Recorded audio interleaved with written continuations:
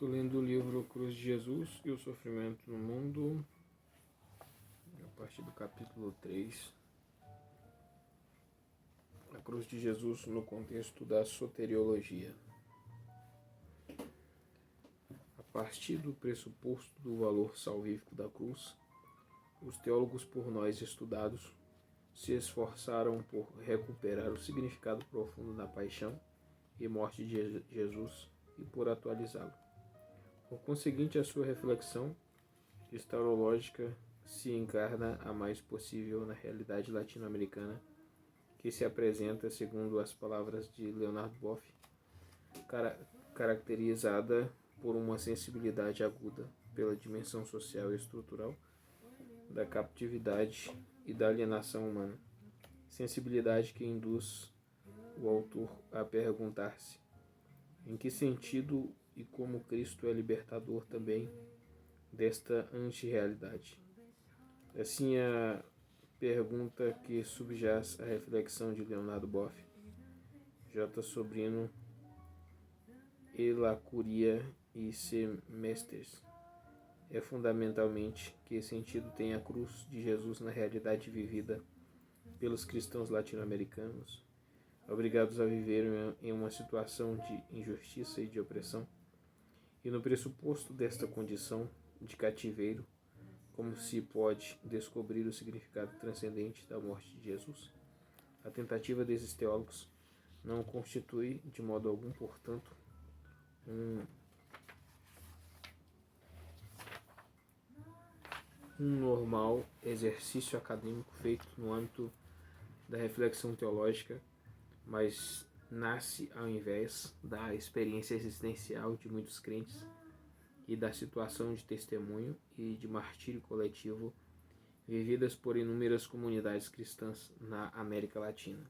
Dito isso, o discurso sobre o significado salvífico da cruz, produzido no seio da TDL latino-americana, se distingue por uma atitude substancialmente crítica em relação aos modelos de redenção formulados no passado, enquanto se mostra construtivo em relação à sensibilidade e às novas perguntas do homem latino-americano contemporâneo.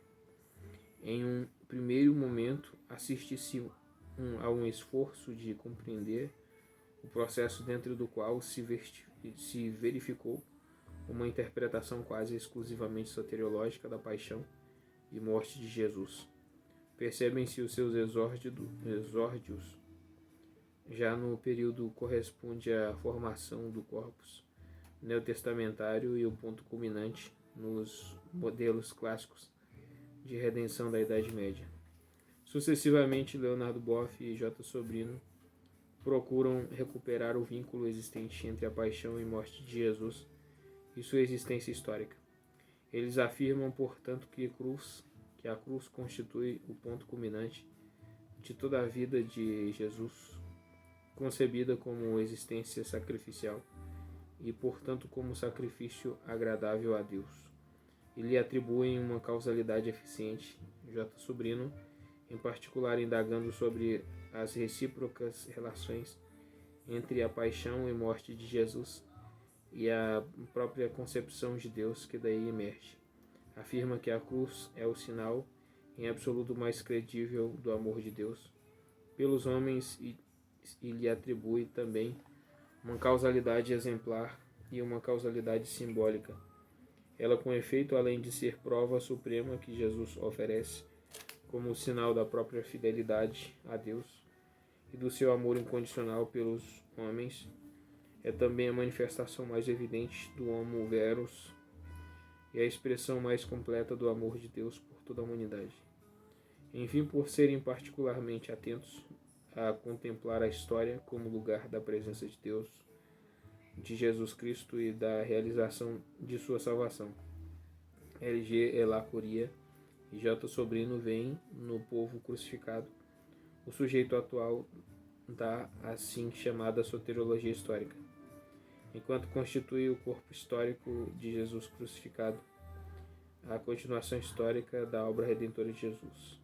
Além disso, através de um confronto entre a realidade e a missão do povo crucificado, e o mistério do servo sofredor de Javé, descrito pelo deutero Isaías, chegam à conclusão que o povo crucificado emerge como o verdadeiro princípio de salvação universal.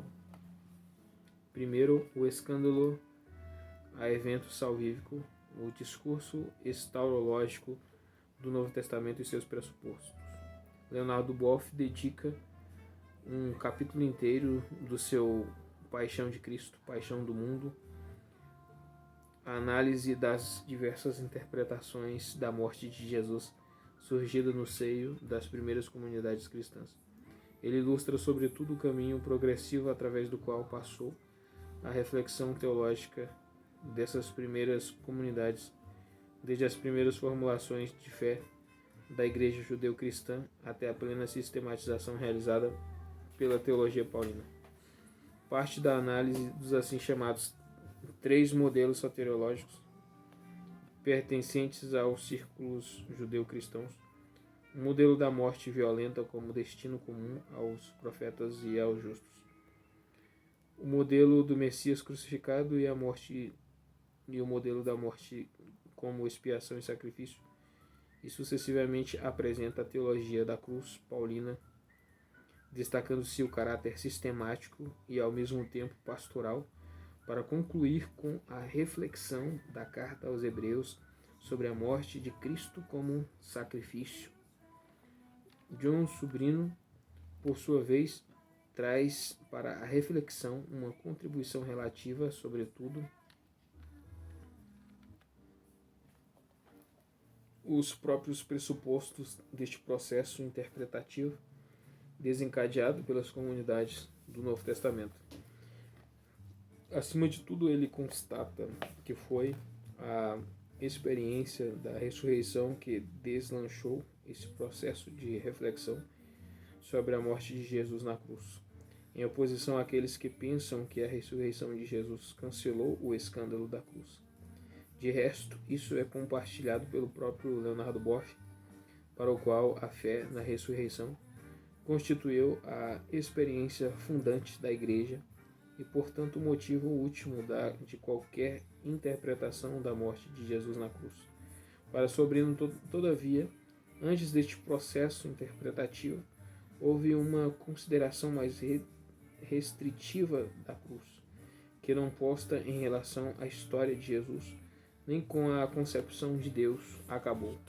Depois, condicionando os próprios resultados, afirma com efeito: cremos que as dificuldades para captar o mais profundo da cruz de Jesus se conduzem a duas: isolá-la da história concreta de Jesus e isolá-la de Deus.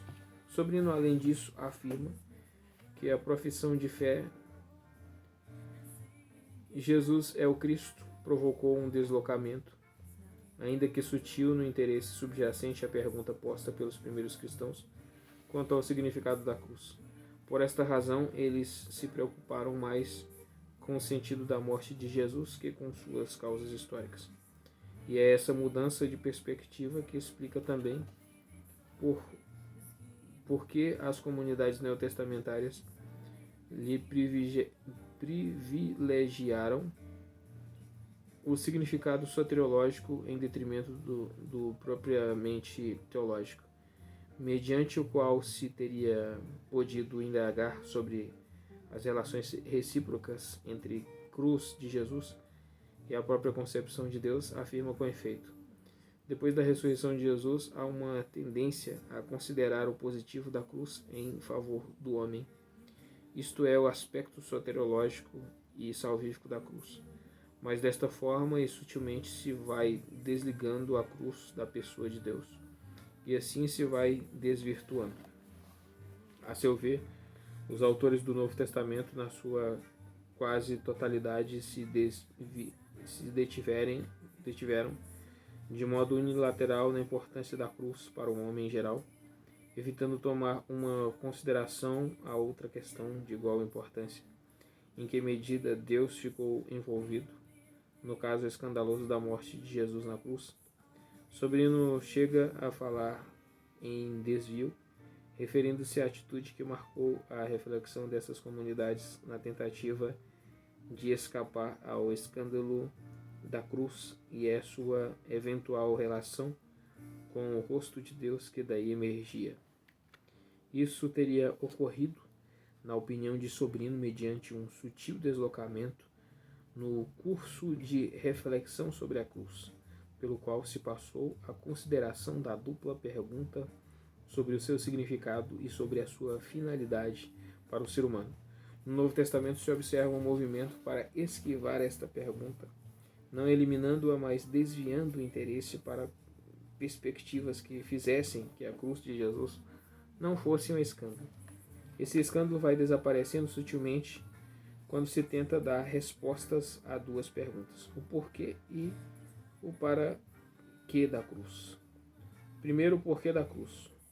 Com o intento, portanto, de responder à pergunta do porquê morreu Jesus, os primeiros cristãos teriam compreendido, em processo de reflexão cujos resultados seriam recolhidos e transmitidos nos escritos do Novo Testamento. Uma primeira tentativa, a ordem seguida por Sobrino, é mais lógica que cronológica.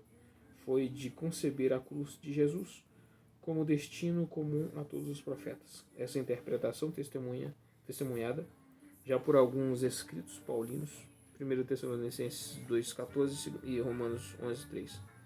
Foi retomada mais tarde pelos sinóticos Mateus 23,37 e Marcos 12,2. Enquanto a fonte que falava somente de rejeição dos profetas de Israel, Lucas 11,49 e Mateus 23,34, os sinóticos acrescentaram a referência ao retorno deste projeto rejeitado para julgar os seus acusadores, Lucas 12,8 e Mateus 10,32 e Marcos 8,38. Na base desse modelo interpretativo se encontram, de um lado, a tradição profética de Israel e, do outro, a preocupação em enfrentar o clima de perseguição que caracterizava fortemente o contexto dessas comunidades, convocando os seus membros à fidelidade ao Mestre e perseguido por excelência. Criavam-se deste modo as condições para que se experimentasse um profundo vínculo entre a perseguição de que esses cristãos eram vítimas e o destino dos profetas veterotestamentários e do próprio Jesus, 1 Tessalonicenses 2,14. Todavia, Sobrino observa que essa explicação se referiria mais às causas históricas da morte de Jesus que não propriamente ao seu sentido. Além disso, mais que uma resposta ao porquê da cruz, ela constituiria uma simples constatação do fato que o profeta não só nunca é aceito, mas que também chega a ser eliminado. Nem se procura refletir sobre o porquê desse comportamento hostil, em geral assumido em relação ao profeta. Mas o que torna insatisfatória essa explicação é justamente o fato de não conseguir levar suficientemente em conta nem a singularidade da personagem histórica de Jesus, que depois da sua ressurreição se revelou como o Messias, o Filho de Deus, nem a especificidade da sua morte na cruz, que consistiria justamente na singular experiência por ele vivida de morrer abandonado por Deus, não obstante houvesse anunciado a sua mais absoluta proximidade. O típico da morte de Jesus não é morrer como um profeta, mas como o filho que, tendo pregado a proximidade do Pai, morre abandonado por ele. No dizer de Sobrino, uma segunda tentativa de responder ao porquê da morte de Jesus na cruz consistiu em afirmar que ela já fora anunciada nas Escrituras. Isso servia com efeito de excelente argumentação teológica, de modo particular para os cristãos provenientes do judaísmo, os quais deviam justificar diante dos judeus a pregação do Messias crucificado. Essa interpretação, atendo-nos ao testemunho de 1 Coríntios 15,4 e ao relato dos discípulos de Emaús, Lucas 24,25, teria, aliás, surgido já nos inícios do Novo Testamento e marcaria ainda por cima um ulterior passo à frente no caminho para a compreensão da cruz de Jesus, um passo sobretudo teologal, no sentido que interpreta a morte de Jesus segundo o plano determinado e o prévio conhecimento de Deus, Atos 2:23 e 4:28. Neste contexto, além disso, usa-se uma expressão que depois se tornou técnica, segundo a qual a cruz era necessária, Lucas 24:26 e Marcos 8:31. Número 2, a cruz e o mistério de Deus. Por trás dessas diversas tentativas de oferecer uma resposta à pergunta posta pelo fim trágico e escandaloso do Filho de Deus, Sobrino percebe uma tendência a remeter a explicação da cruz ao mistério de Deus. Fazendo assim, porém, o porquê da cruz continua sem resposta. É preciso analisar bem este retrotrair a explicação da cruz ao próprio Deus. O primeiro que mostra é que em si mesma a cruz não tem nenhum sentido diretamente captável pelos homens. Compreender-se-ão as razões históricas para a cruz, se Jesus e tantos outros, mas se suspende o juízo sobre o porquê da cruz. Se há alguma explicação, esta está escondida em Deus. Sobrino admite, todavia, a presença de algo de positivo nessa tendência a remeter o sentido da cruz ao mistério de Deus, pois, no fim de contas, ela revela a incapacidade humana de atribuir a este evento, per si escandaloso e negativo, um significativo positivo e uma explicação coerente. Deste modo, a renúncia contida na suspensão de qualquer juízo a esse respeito exprime a honestidade em face daquilo que, ao menos aparentemente, é só escândalo e tragédia, e revela a tenacidade dos cristãos da primeira geração que afirmam a existência de um sentido profundo escondido em Deus, capaz de derrotar todas as dificuldades, tornando-se ao mesmo tempo testemunhas da esperança contra todo eventual absurdo da história. Quanto à posição do Novo Testamento, nós julgamos muito honesta, porque, por uma parte, no momento em que parece dar a explicação mais convincente do porquê da cruz, renuncia a toda explicação, esse porquê só tem resposta em Deus. E por outra, ao manter que a cruz pode ter um sentido, embora só em Deus, expressa a esperança de que o absurdo não é a última palavra sobre a história. Mas essa esperança não tem como fonte o saber do mistério, mas a fé nesse Deus concreto com esse desígnio concreto. Todavia, para Sobrino, esta tendência a remeter a Deus a resposta ao porquê da cruz esconde um perigo latente, o de interpretar a cruz como uma realidade lógica e mesmo necessária dentro do mistério de um Deus já conhecido de antemão, anulando assim o escândalo permanente da cruz, enquanto revelação de Deus. Neste caso, se posporia na prática o esquema cronológico ao lógico, privilegiando este último em detrimento do primeiro. Segundo a lógica deste raciocínio, é pressuposto já um determinado conhecimento prévio de Deus. Se poderá invocá-lo, quer como sentido último, quer como razão da cruz. Tal concepção não faz senão refletir, aliás, o preciso contexto sociocultural das primeiras comunidades cristãs. Hoje, porém, sustenta o autor ter-se-ia a esse respeito uma outra sensibilidade cultural e corre-se o risco de realizar o processo inverso, privilegiando o esquema cronológico sobre o lógico. Também porque se supõe que o silêncio de Deus manifestado na cruz de Jesus significa, sobretudo, a ruptura de qualquer esquema lógico e prévio do que concerne ao conhecimento de Deus. Deste modo, ao invés de ser explicada a partir de uma ideia de Deus previamente conhecida, deverá ser a própria cruz que ponha a questão fundamental sobre a verdadeira essência de Deus, pondo assim a nu o interesse que, em geral, o homem tem no conhecer o divino. O perigo está em que, ao ter uma resposta própria ao porquê, o desígnio de Deus, se tirem arestas ao escândalo da cruz, como já dissemos, pois em último termo já teria explicação. É mais perigoso seria ainda, como o mostram todos os anselminianismos. Pretende saber que e como em Deus a cruz de Jesus se torna algo lógico e necessário. Se assim fosse, a cruz de Jesus não revelaria nada de Deus, não ajudaria em nada a conhecer a Deus.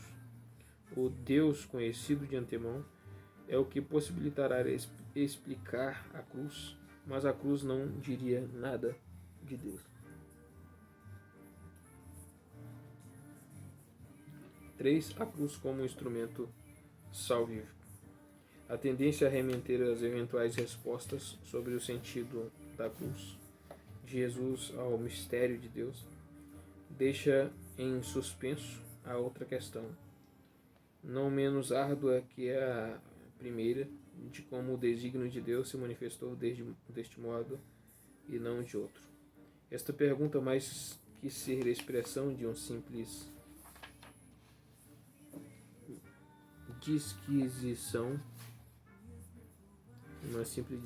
teórica ou de uma arriscada pretensão humana, surge diretamente quer da experiência religiosa dos crentes do Antigo Testamento, às quais Deus se revelou como o bom por excelência e como aquele que liberta os oprimidos, quer daquela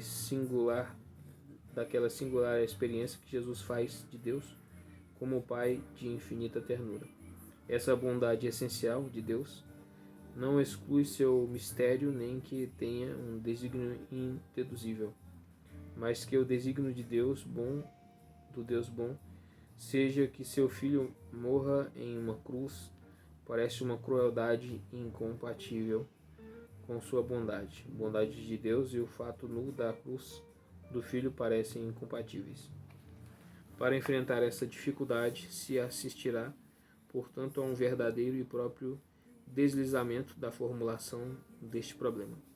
O autor lembra que as diversas tentativas de resposta ao escândalo da cruz, oferecidas pelas primeiras comunidades cristãs, vêm a ser, no fim de contas, um tanto insatisfatórias, pois, na realidade, não respondem ao porquê da cruz, mas se referem, sobretudo, à finalidade salvífica da morte de Jesus. Segundo essa concepção, a morte de Jesus na cruz constituiria um evento positivo, sendo interpretada no fim como salvação para o homem, mas não se faz menção alguma das consequências que poderiam provir da consideração da positividade da cruz, enquanto possibilidade de acesso ao verdadeiro rosto do Deus de Jesus. Assim, aqueles cristãos empregaram uma espécie de deslocamento dentro da reflexão, no sentido que, tendo partido de uma pergunta noética, passaram depois à pergunta nitidamente salvífica. Escreve Sobrino, no Novo Testamento, explica o que da morte de Jesus deixa na obscuridade o positivo do porquê. A morte de Jesus é eminentemente positiva porque é salvação para o homem. Jesus morre em favor dos homens. 4. Cristo, cruz de Jesus e salvação humana, os modelos teóricos do Novo Testamento. Ao apresentar então os principais modelos teóricos através dos quais são postas em relação à cruz de Jesus Cristo e a salvação humana, Sobrino faz duas observações quanto ao próprio modo de proceder das primeiras comunidades cristãs. A primeira se refere ao processo de compreensão da salvação oferecida mediante a cruz. Nota-se, a seu ver, uma concentração progressiva na assim chamada salvação do pecado. Em relação à questão, ele se exprime assim: salvação do pecado será o termo totalizante positivo no singular que Jesus crucificado traz, diversamente das salvações plurais trazidas pelo reino de Deus anunciado por Jesus. O fato de esta concentração ocorrer em torno de um termo totalizante, que diz respeito a uma dimensão decisiva e determinante da existência humana, constitui sem dúvida para o Sobrino uma operação positiva. O que poderia, ao contrário, representar um risco é que a salvação trazida por Jesus e por ele mesmo concebida em sentido polivalente como salvação de todo tipo de opressão interna e externa, espiritual e física, pessoal e social, seja ofuscada pela totalidade e genérica salvação do pecado. Sobrino realça também como é importante distinguir em duplo nível dentro da reflexão estaurológica efetuada pelas primeiras comunidades cristãs. Dever-se-ia, antes de tudo, determinar o nível fundante dessa reflexão, que seria o da profissão de fé expressa na afirmação Deus quer salvar o ser humano e o faz mediante Jesus, para distingui-lo então do âmbito da reflexão teológica verdadeira e própria que procuraria explicar por sua vez que realidade presente na cruz tem a função específica da mediação da salvação de Deus concebida como remissão do pecado.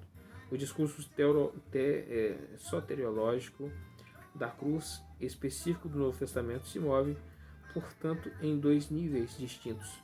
O nível da fé, no qual se afirma que na cruz está a salvação, e o nível da reflexão teológica, que, servindo-se de modelos explicativos tomados de empréstimo na sua quase totalidade da teologia do Antigo Testamento, procura mostrar como é possível que haja salvação na cruz de Jesus.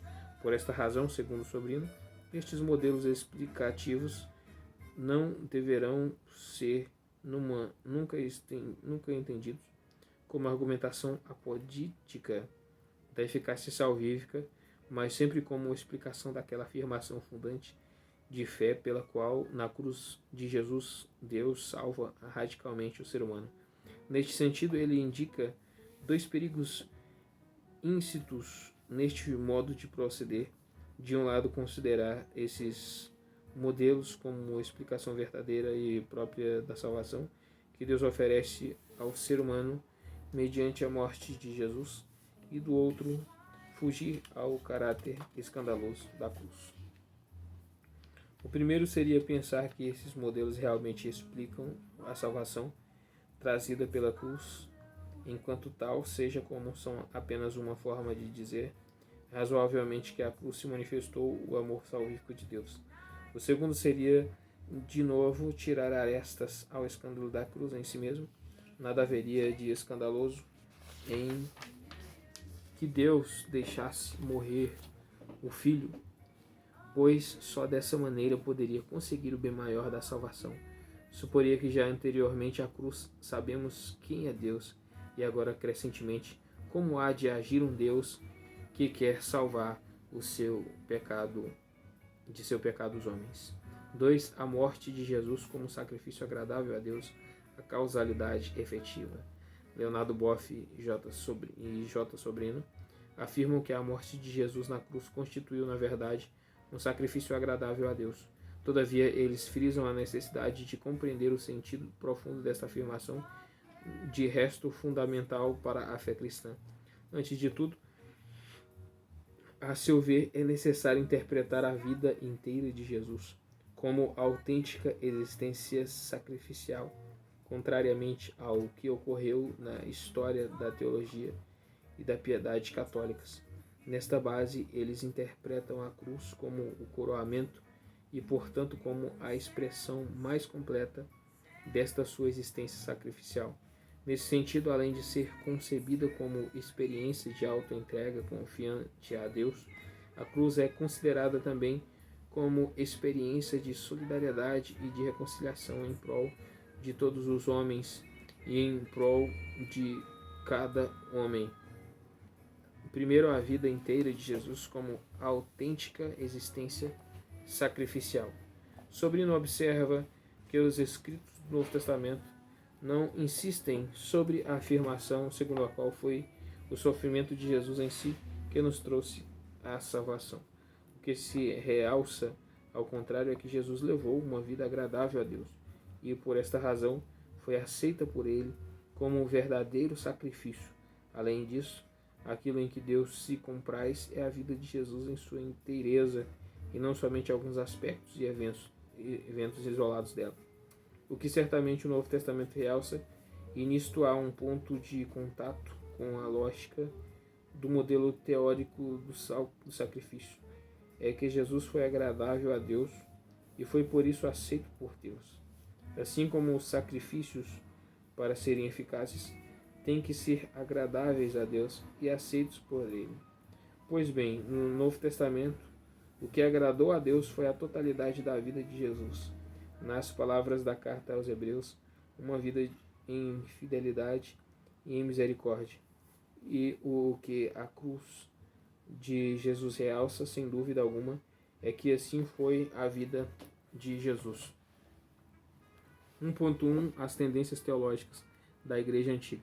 A tendência a querer concentrar a redenção conseguida por Jesus em um ponto preciso e identificável, ora na encarnação, ora na cruz, remontaria, segundo Boff, a tradição teológica da Igreja Antiga e se pode ainda encontrar também em alguns textos litúrgicos. Até o credo teria assimilado essa forma abstrata